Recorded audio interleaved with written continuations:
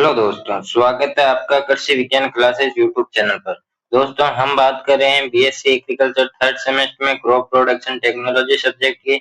और इस सब्जेक्ट में हमने कुछ टॉपिक पर चर्चा कर ली है और आज हम एक नए और महत्वपूर्ण टॉपिक पर चर्चा करने वाले हैं। तो आज का टॉपिक हमारा रहने वाला है हरी मूंग, यानी आज की क्लास में हम मूंग के बारे में चर्चा करेंगे। और ये टॉपिक काफी इम्पोर्टेंट टॉपिक भी है, इसलिए क्लास के एंड तक जुड़े रहें। और यदि आप इस चैनल पर पहली बार विजिट कर रहे हैं तो चैनल को सब्सक्राइब करके और वीडियो को लाइक कर दें। तो चलिए दोस्तों, आज की क्लास शुरू करते हैं। आज हम मूंग पर चर्चा करने वाले हैं। मूंग को और भी ग्रीन ग्राम के नाम से भी जाना जाता है, और इसे मूंग बीन के नाम से भी जाना जाता है, और हरी मूंग तो इसे कहते ही हैं।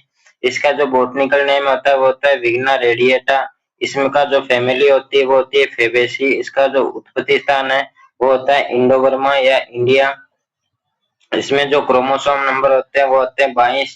और इसका जो पोलिनेशन टाइप होता है, यानी जो परागण होता है वो होता है सेल्फ पोलिनेटेड, यानी स्वपरागित फसल है। और फिर बात करते हैं इसकी मूंगफली मूंग की उत्पत्ति। इससे पहले इसकी जो कुछ सामान्य जानकारी भी देख लेते हैं। जो मूंग का जो फ्रूट टाइप होता है वो होता है पॉड प्रकार का। इसमें जो अंकुरण होता है वो होता है एपिजील। और इसका जो टेस्ट वेट होता है वो होता है 30 से 33 ग्राम।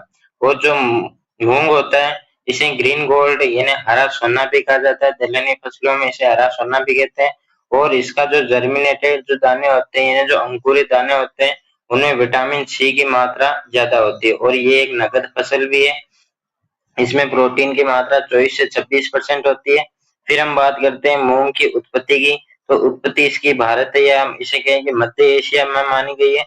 इसकी खेती जो है वो प्राचीन काल में 1500 ईसा वर्ष पूर्व से की जाती रही है। और बात करें भौगोलिक क्षेत्र यानी भौगोलिक वितरण, तो यदि हम देशों में बात करें तो इसकी खेती भारत, पाकिस्तान, बांग्लादेश, म्यांमार, थाईलैंड आदि देशों में इसकी खेती की जाती है। और वहीं बात करेंगे हम हमारे भारत राज्य में कौन कौन से राज्यों में इसकी खेती की जाती है, तो मुख्यतः राजस्थान, महाराष्ट्र, मध्य प्रदेश, उत्तर प्रदेश, कर्नाटक, आंध्र प्रदेश में मूंग की खेती की जाती है। सबसे ज्यादा भारत में महाराष्ट्र में मूंग की खेती की जाती है। और राजस्थान में सबसे ज्यादा मूंग की खेती करने वाला जिला नागौर है। और इसका जो इकोनॉमिक महत्व होता है, इकोनॉमिक इम्पोर्टेंस है, वो ये है कि ये एक उत्कृष्ट दलहनी फसल है।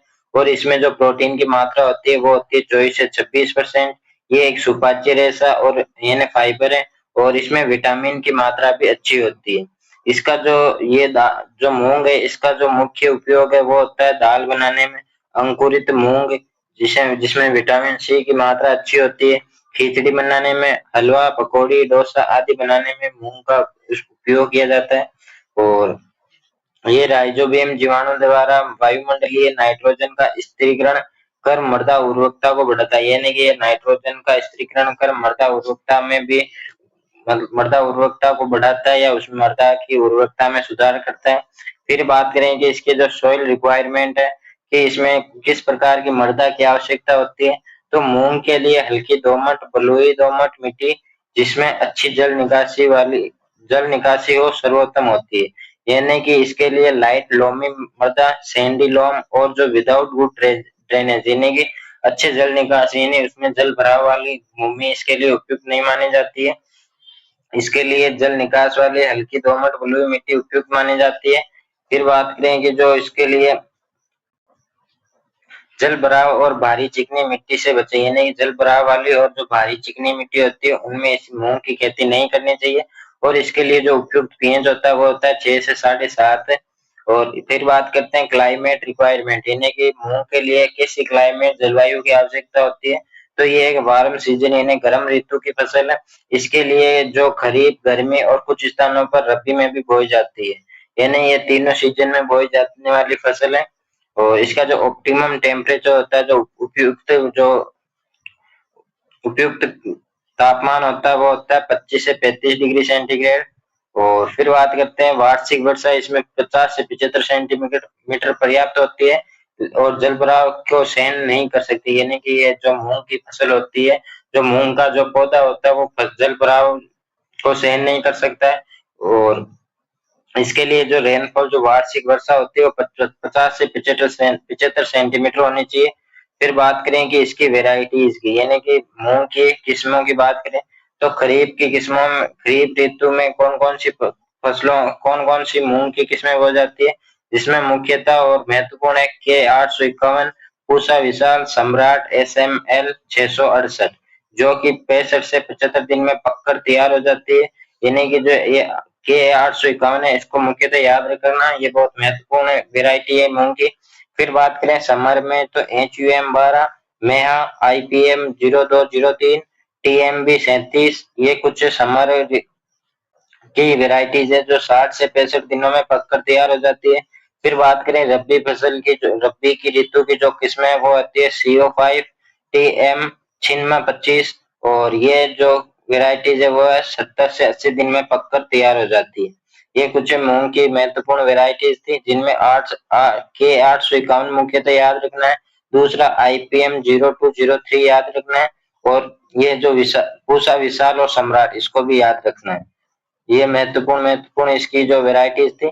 और कई किस्में पीला मोजेक वायरस और पत्ती मुड़ने की बीमारी के प्रति प्रतिरोधी होती है। यानी कि जो मूंग होता है उसमें दो मुख्यतः रोग होते हैं, एक तो पीला मोजेक वायरस रोग और एक पत्ती मुड़ने की बीमारी। यानी जो लीफ कर्ल होता है वो इसमें कुछ तत्वों की कमी से भी होती है और कुछ कारण से भी, अन्य कारणों से भी ये रोग होता है इसमें। फिर हम बात करते हैं कृषि अभ्यास, यानी कि खेत की तैयारी के लिए 2 से 3 बार जुताई करके अच्छी भुरभुरी मिट्टी तैयार करना। यानी कि 2 से 3 बार गहरी जुताई करनी चाहिए, और साथ उसके साथ उसे भुरभुरा बनाने के लिए उसमें पाटा लगाना चाहिए।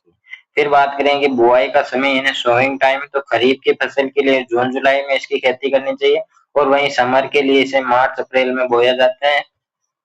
ये इसके बुआई के लिए उपयुक्त समय है। फिर बात करेंगे सीड रेट, यानी बीज दर। बीज दर, इसको हम बुआई लाइन में यदि कतार बुआई करते हैं तो इसमें 15 से 20 किलोग्राम प्रति हेक्टेयर बीज की आवश्यकता होती है। और वहीं बात करें स्पेसिंग, यानी कि दूरी, तो पौधे से कतार की दूरी 30 सेंटीमीटर होनी चाहिए, और पौधे से पौधे की दूरी 10 सेंटीमीटर इसमें दूरी रखनी चाहिए। वहीं बात करें फर्टिलाइजर डोज, तो इसमें 15 किलोग्राम नाइट्रोजन, 40 किलोग्राम फास्फोरस और 20 किलोग्राम पोटास की प्रति हेक्टेयर देना चाहिए। साथ ही जो बीज होता है उसको राइजोबियम कल्चर से उपचारित करना चाहिए। यानी कि जो दलहनी फसलें होती हैं उनमें नाइट्रोजन कम दिया जाता है, क्योंकि वह खुद ही जो जो दलहनी फसलें होती है उनकी जड़ों में जो गांठें होती है वो राइजोबियम होता है, और जो राइजोबियम होता है वो नाइट्रोजन का निर्माण या नाइट्रोजन फिक्सिनेशन करता है। इससे जो नाइट्रोजन की आवश्यकता कम होती है, यह स्वयं नाइट्रोजन बनाते हैं। फिर बात करें इरिगेशन की, तो ये एक वर्षा आधारित फसल है, लेकिन कभी कभी यदि वर्षा न हो और सिंचाई की आपके पास व्यवस्था हो या सूखे की स्थिति में 1 से 2 सिंचाई की आवश्यक है, यानी 1 से 2 सिंचाई करने पर ये अच्छी उत्पादन दे सकती है फसल। फिर बात करें वीड कंट्रोल की, तो इसके लिए हाथ से निदाई करनी चाहिए, और फेंडामेथालिन का 0.75 से 1 kg प्रति हेक्टेयर उपयोग करना चाहिए। फिर इसकी जो उत्पादन क्षमता है वो होती है, जो अनाज उत्पादन होता है, जो वर्षा आधारित क्षेत्र होते हैं उनमें तो होती है 8 से 12 क्विंटल प्रति हेक्टेयर, और जो सिंचित क्षेत्र होते हैं उनमें होती है 12 से 15 क्विंटल प्रति हेक्टेयर। और जो चारा उत्पादन होता है वो होता है 20 से 25 क्विंटल, और वहीं अच्छी किस्में और तकनीक अपनाने से 15 से 18 क्विंटल प्रति हेक्टेयर तक उत्पादन संभव है। यानी हम अच्छी किस्मों का उपयोग करते हैं और अच्छी तकनीकों का उपयोग करके खेती करते हैं, तो मूंग में 15 से 18 क्विंटल प्रति हेक्टेयर उत्पादन भी होना संभव है। ये हमारी मूंग की जो फसल थी उस पर हमने चर्चा की, और इसके साथ ही हम एक नए और फसल पर चर्चा करते हैं, वो जो कि है ग्राउंड नट, यानी मूंगफली पर आज हम चर्चा करने वाले हैं। इसका जो बॉटनिकल नेम होता है वो होता है एराकिस हाइपोजिया। इसका जो फैमिली होती है वो होती है फेबेसी लेग्यूमिनेसी, और जो उत्पत्ति स्थान होता है वो होता है ब्राजील। क्रोमोसोम नंबर होते हैं इसमें 40, और जो पोलिनेशन टाइप होता है वो होता है सेल्फ पोलिनेटेड क्रॉप है। इन्हें सब परागित फसल है ये एक। और साथ ही इसके जो उत्पत्ति स्थान की बात करें और कुछ अन्य जानकारी की बात करें, तो इसका जो फ्रूट टाइप होता है वो होता है पोड, या इसे हम लोमेंटम भी कह सकते हैं या फली भी कह सकते हैं। इसमें जो ऑयल की मात्रा होती है वो 45% होती है, या इसे हम 45 से 50% भी कह सकते हैं। कार्बोहाइड्रेट की मात्रा इसमें 10% होती है। वहीं इसकी बात करें टेस्ट वेट की, तो टेस्ट वेट इसका बहुत ज्यादा होता है, जो कि होता है 450 से 500 ग्राम। और इसकी जो जल मांग है वो होता है 500 से 700 mm। और इसकी जो क्रांतिक अवस्था है वो होती है पेगिंग। और फिर हम ये इसकी कुछ सामान्य जानकारी थी। फिर बात करते हैं इसके उत्पत्ति स्थान की। तो मूंगफली का उत्पत्ति दक्षिणी अमेरिका, विशेष रूप से ब्राजील और पेरू क्षेत्र हुई। इन्हें इसको आपको ब्राजील मुख्यतः याद रखना है। इस इसे भारत में 16वीं सदी में पुर्तगालियों द्वारा लाया गया। यानी आपसे पूछे कि भारत में मूंगफली किसके द्वारा लाई गई, तो इसका आंसर होगा पुर्तगालियों द्वारा। और भौगोलिक वितरण, यानी कि इसका जो भौगोलिक वितरण है, किन किन देशों में, किन किन राज्यों में इसकी खेती की जाती है। तो मूंगफली की खेती मुख्यतः देशों की बात करें तो 100 से अधिक देशों में मूंगफली की खेती की जाती है। और यदि बात करें कि भारत में प्रमुख उत्पादक राज्य कौन कौन से हैं, तो उनमें आता है गुजरात, आंध्र प्रदेश, तमिलनाडु, कर्नाटक, महाराष्ट्र और राजस्थान। और इसके जो इकोनॉमिक इम्पोर्टेंस है ना, आर्थिक महत्व जो होता है, वो होता है मूंगफली भारत की सबसे महत्वपूर्ण तिलहनी फसल है। यानी कि जो मूंगफली है वो भारत में प्रमुख जो मुख्यतः सबसे महत्वपूर्ण तिलहनी फसलों में से एक है। इसमें जो तेल की मात्रा होती है वो होती है 40 से 50%, और जो प्रोटीन की मात्रा होती है वो होती है 25 से 30%। यानी ये एक अच्छा जो पोषक होता है वो भी है। इसका जो तेल होता है वो खाना पकाने में भी उपयोगी है। खल, पशु आहार और जैविक खाद में प्रयोग होता है। और इसका निर्यात बीज, तेल और मिठाइयों के रूप में भी होता है। फिर बात करें सॉइल रिक्वायरमेंट की, तो इसके लिए अच्छी जल निकासी वाली रेतीली दोमट से दोमट मिट्टी में अच्छी होती है। यानी कि अच्छी जल निकासी वाली मिट्टी होनी चाहिए और बलुई मिट्टी होनी चाहिए, ताकि इसका जो मूंगफली की जो जड़ें होती है वो अच्छा अपना ग्रोथ कर सके। और जितनी अच्छी जो जड़ें हैं वो ग्रोथ करेगी, तो उतनी अच्छी उनमें जो मूंगफली की फली होती है वो लगेगी और अच्छा उत्पादन होगा। जल भराव के प्रति संवेदनशील है, भारी चिकनी मिट्टी से बचें। यानी कि जल भराव वाली मृदा में इसकी खेती नहीं करनी चाहिए, और जो चिकनी मिट्टी होती है उसमें भी इसकी खेती नहीं करनी चाहिए। मूंगफली के लिए उपयुक्त पीएच होता है 6 से 7.5। और इसकी जो जलवायु आवश्यकता होती है वो होती है वार्म क्लाइमेट। इन्हें ये गर्म जलवायु की आवश्यकता होती है। और ये खरीफ और गर्मी दोनों ऋतुओं में उगाई जाती है। यानी कि जो खरीफ और समर सीजन है उसमें दोनों में इसकी खेती की जाती है। और फिर बात करते हैं हम कि इसका जो ऑप्टिमम टेम्परेचर होता है वो होता है 25 से 30 डिग्री सेंटीग्रेड। और जो वार्षिक वर्षा की आवश्यकता होती है वो होती है 50 से 100 सेंटीमीटर। और फूल और फलियों के समय लगातार बारिश हानिकारक होती है। यानी कि जब फूल बन रहे हो या जब फलियां बन रही हो तो लगातार बारिश होती है, तो ये इस मूंगफली के लिए हानिकारक होती है। इसका इस पर विपरीत प्रभाव पड़ता है या उत्पादनता में भी प्रभाव पड़ता है। फिर हम बात करते हैं कि मूंगफली की वैरायटी। तो इसकी दो प्रकार की जो वैरायटी होती है मूंगफली, दो प्रकार की होती है। एक होती है बंच टाइप, दूसरी होती है स्प्रेडिंग टाइप। यानी बंच टाइप वह होती है जो गुच्छेदार होती है, यानी गुच्छे में मूंगफली लगती है, उसकी जो जड़ें होती है वो गुच्छे की जैसी होती है। और जो स्प्रेडिंग होती है उसकी जो जड़ें होती है वो फैलने वाली होती है।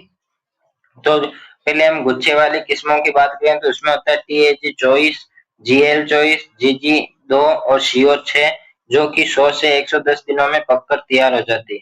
इनमें डोरमेंसी नहीं होती, जबकि जो स्प्रेडिंग वाली जो वेराइटीज होती है उनमें डोरमेंसी होती है, इसलिए नहीं होने के कारण ये जल्दी पकती है। और उनमें जो डोरमेंसी होती है इसलिए वो लेट पकती है। स्प्रेडिंग टाइप वाली जो देर से पकने वाली वेराइटीज है उनमें आते हैं कातेरी 6, TMV2, AK1224, जो कि 120 से 135 दिनों में पककर तैयार हो जाती है। और इनमें जो डोरमेंसी पाई जाती है इसी कारण ये देर से पकती है। फिर बात करते हैं कृषि अभ्यास, यानी कि जो फील्ड प्रिपरेशन है उसमें 2 से 3 बार गहरी जुताई करके समतलीकरण करना चाहिए और मिट्टी को भुरभुरी बनानी चाहिए, ताकि जो जड़ें हैं वो अच्छी ग्रोथ कर सके। फिर बात करते हैं सीड रेट की। तो बेंच टाइप में 100 से 125 किलोग्राम प्रति हेक्टेयर, या इसे आप 80 से 100 किलोग्राम प्रति हेक्टेयर भी कह सकते हैं। फिर स्प्रेडिंग टाइप जो वेराइटी जो मूंगफली होती है उसमें जो बीज दर होती है वो होती है 80 से 100 केजी प्रति हेक्टेयर, या 60 से 80 भी इसे कह सकते हैं। फिर बात करते हैं इसमें जो स्पेसिंग है, बंच टाइम में 30 से 35 सेंटीमीटर कतार से कतार की दूरी और 10 से 15 सेंटीमीटर पौधे से पौधे की दूरी रखनी चाहिए।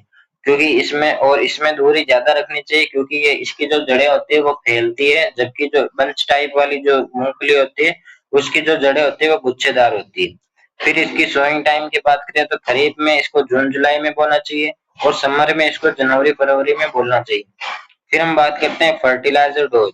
तो उर्वरक की मात्रा इसमें 20% नाइट्रोजन देना चाहिए, 40% फास्फोरस और 40% ही पोटास देना चाहिए। और इसमें मुख्यतः 250 केजी प्रति हेक्टेयर जिप्सम देना चाहिए, क्योंकि जिप्सम से क्या होता है कि इसमें जो कैल्शियम होता है उसकी पूर्ति होती है, और यदि कैल्शियम की पूर्ति नहीं होती है तो इसमें जो फलियां खाली रह जाती है, जिससे हम पॉपिंग कहते हैं। और फिर बात करें कि इसमें जो इरिगेशन है वो ये एक मोस्टली रेनफेड यानी वर्षा आधारित फसल होती है।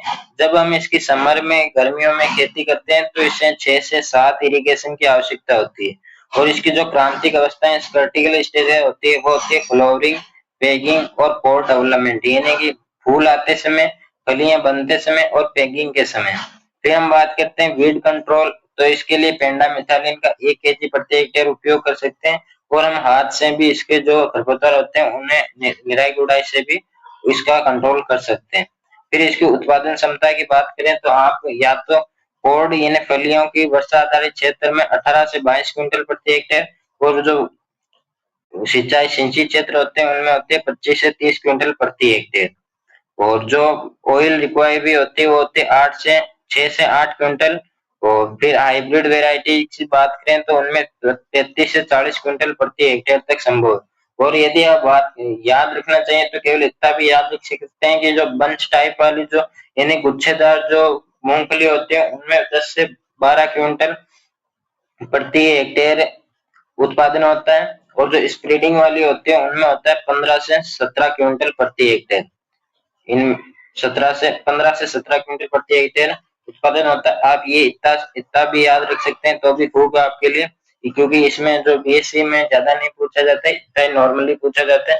तो ये आज हमारा 2 टॉपिक हमने कंप्लीट किए, मूंग और मूंगफली पर हमने चर्चा की। आई होप आपको समझ में भी आए होंगे। क्लास अच्छी लगी हो तो वीडियो को लाइक और चैनल को सब्सक्राइब करके बेल आइकन को प्रेस कर दें, ताकि जब भी क्लास अपलोड हो तब आपके पास नोटिफिकेशन सबसे पहले आए। और यदि आप चाहते हैं कि आपको पैनल पीडीएफ मिले और आपको पुराने पेपर या गेस्ट पेपर में की पीडीएफ मिले, तो आप इस क्लास की डिस्क्रिप्शन में व्हाट्सएप ग्रुप की लिंक दी गई है, आप व्हाट्सएप ग्रुप में ऐड हो सकते हैं। तो दोस्तों जल्दी मिलेंगे नेक्स्ट क्लास में, तब तक के लिए धन्यवाद। जय जवान जय किसान।